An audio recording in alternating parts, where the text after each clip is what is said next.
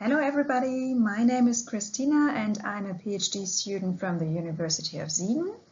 Today I am presenting the paper The Unintended Social Consequences of Driverless Mobility Services, How Will Taxi Drivers and Their Customers Be Affected?, which I have written with Paul Bossauer and Gunnar Stevens.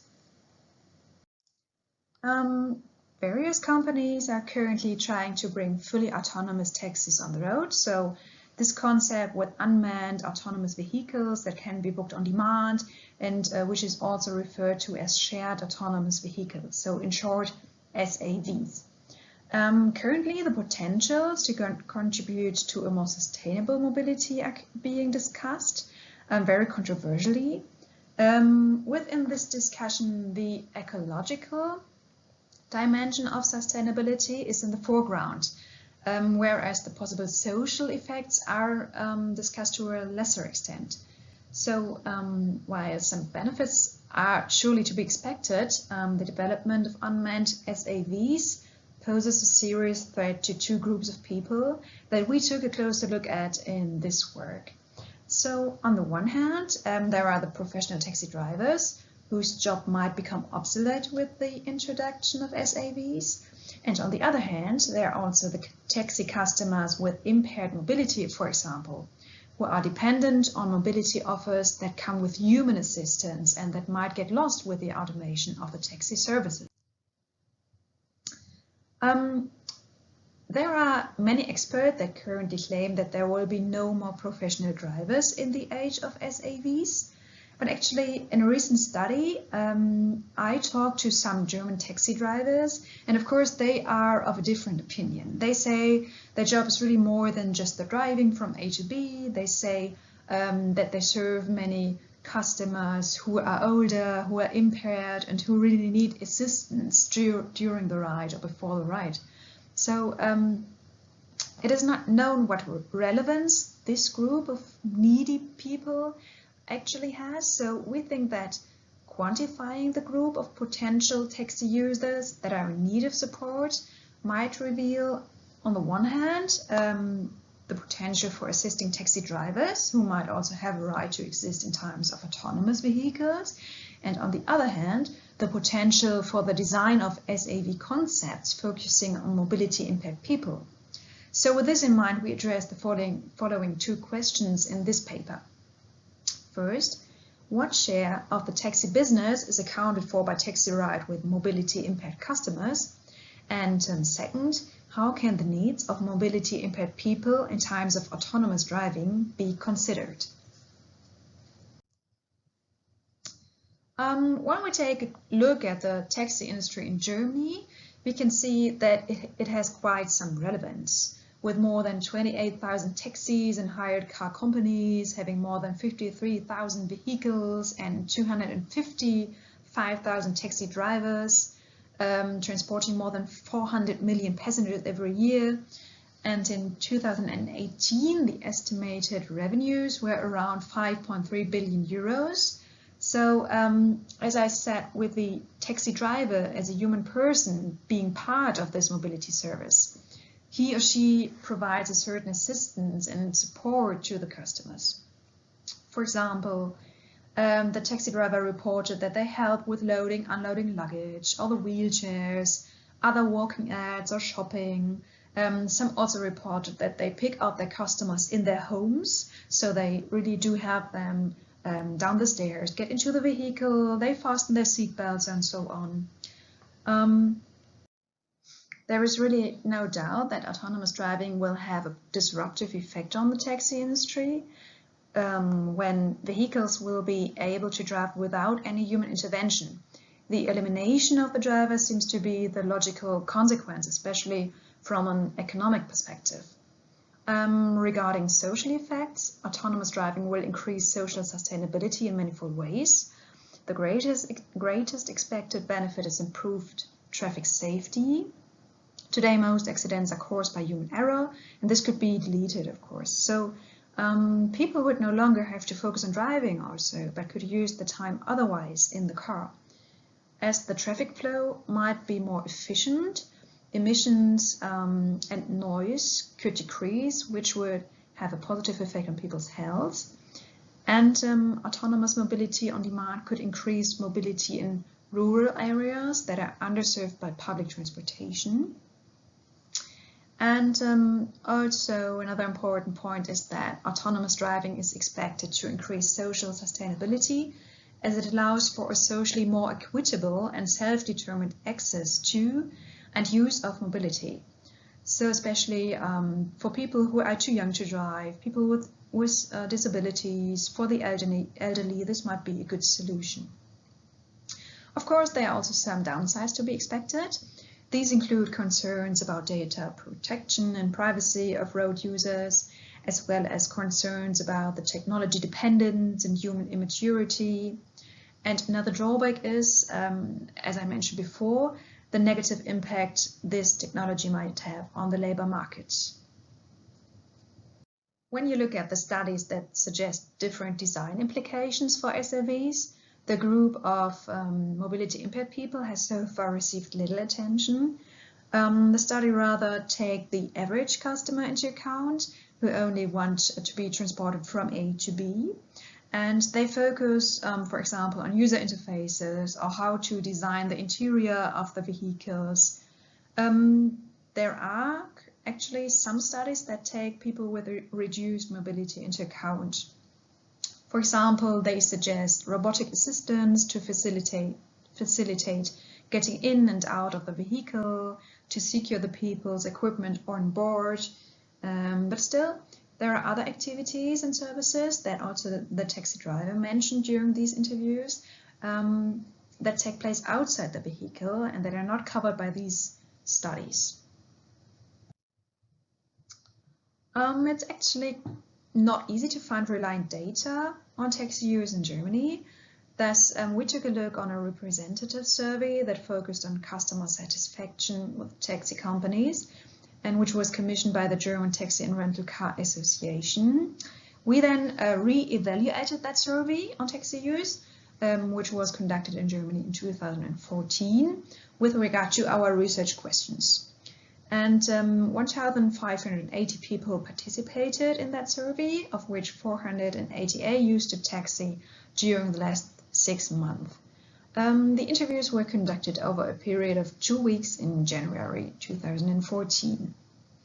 What we found is that 9.2% of the taxi users of this representative study indicated to be restricted in their mobility due to either health problems such as walking, difficulties, impaired vision or other restrictions.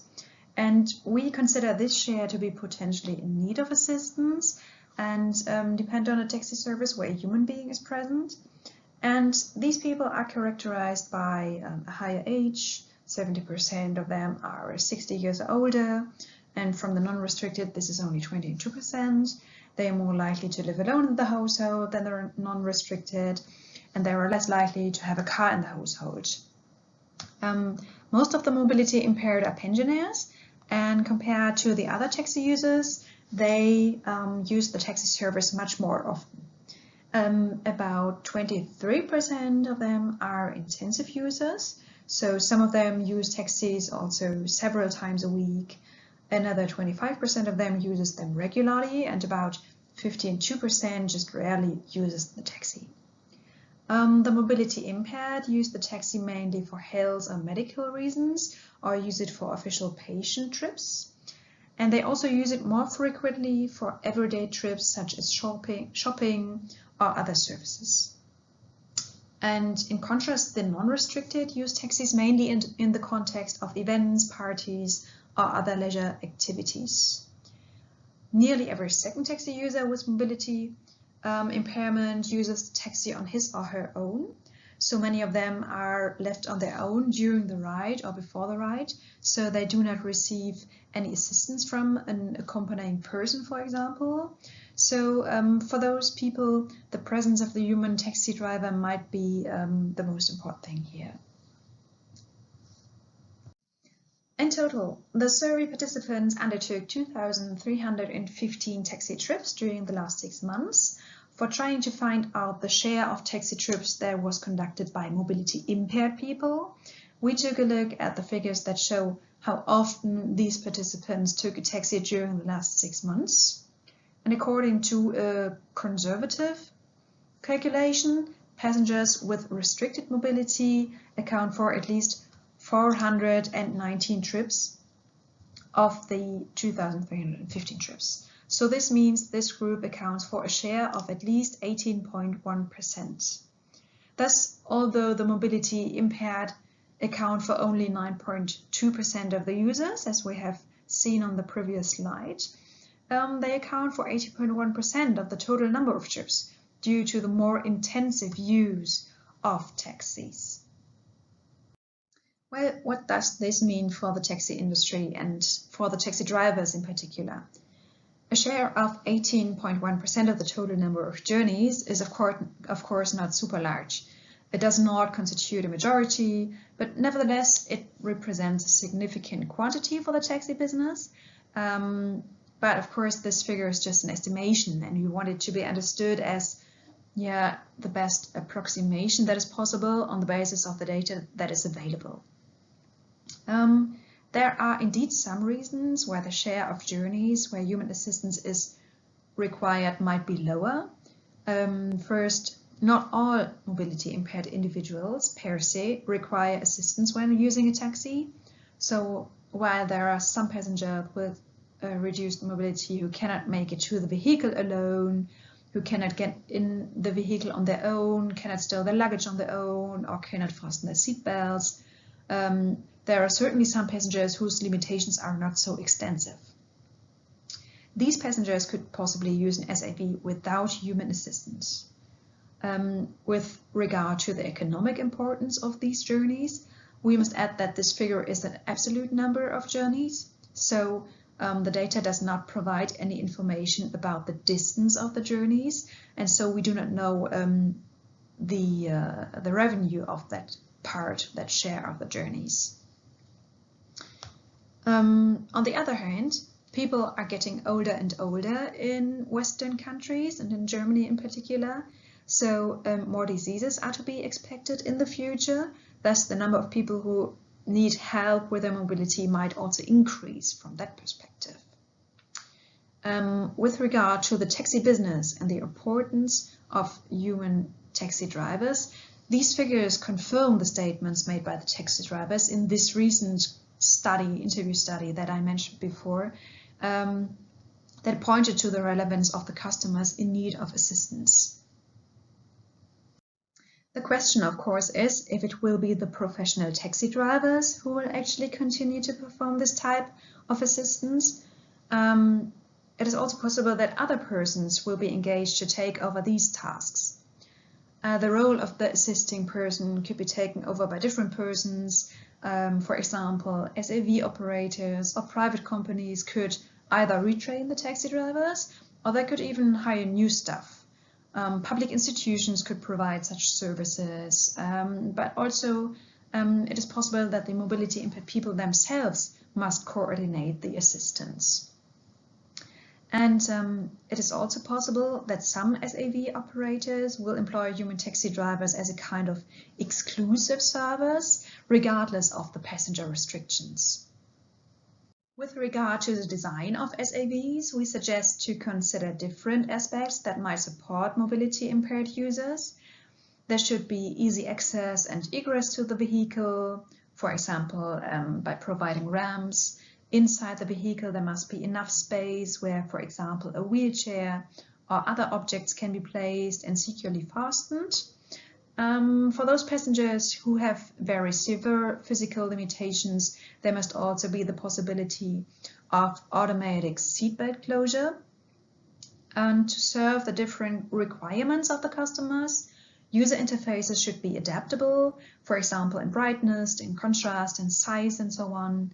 And voice control could be a great solution, eye tracking or gesture control also. But all these suggestions, they refer more or less to the car itself. And we think it is necessary to extend the design of the whole SAV service to additional services and support which are taking place in the exterior of the car.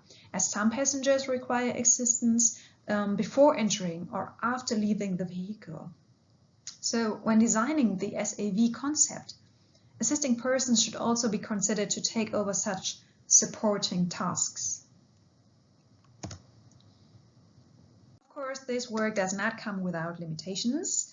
First of all, the accuracy of the results should be mentioned here. The data we analyzed has originally been collected for a different purpose, and we did not have access to the raw data of the primary study. So we needed to analyze values that were partially aggregated with regard to the research questions that we had here. Furthermore, the results and implications only have limited validity for other countries in which the use of taxis might be different from the conditions in Germany. And we also want to note that it remains uncertain what proportion of people with mobility impairments will actually need assistance in using a taxi in the future or an SAV. So further research is needed to clarify these aspects. To sum up, we can say SAVs pose a threat to the group of taxi drivers whose job could become obsolete, and also to their customer group of people with impaired mobility who are dependent on human assistance when using mobility services.